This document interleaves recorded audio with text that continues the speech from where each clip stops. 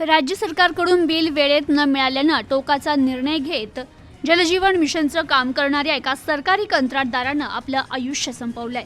ही धक्कादायक घटना सांगलीमध्ये घडली आहे। जलजीवन मिशनचं काम करणाऱ्या सरकारी कंत्राटदारानं आत्महत्या केल्यानं एकच खळबळ उडाली आहे। हर्षल पाटील असं त्यांचं नाव असून राज्य सरकारकडून वेळेत बिल मिळत नसल्याने आलेल्या नैराश्यातून टोकाचं पाऊल उचललं असल्याचा आरोप सरकारी कंत्राटदारांच्या संघटनेनं केलाय।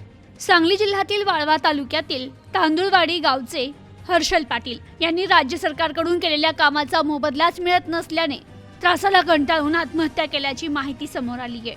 महाराष्ट्र शासनाच्या जलजीवन मिशन अंतर्गत राज्यात शासनाने हर घर जल ही योजना सुरू केली। त्या माध्यमातून सरकारी कामं काढली गेली होती।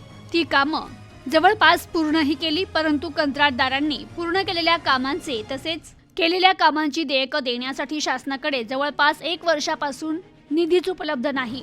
तसेच केंद्राने देखील निधी देऊ शकत नाही असं पत्र राज्य शासनास पाठवलंय। त्यामुळे हर्षल पाटील यांनी स्वतःच्या शेतात जाऊन गळफास घेत आत्महत्या करून आपलं जीवन संपवलंय। त्यांचे शासनाकडे जवळपास 1,40,00,000 रुपयांचे देयक प्रलंबित आहे। तर सावकार आणि इतर आर्थिक लोकांकडून त्याने जवळपास 65 लाखांचं कर्ज घेतलं होतं।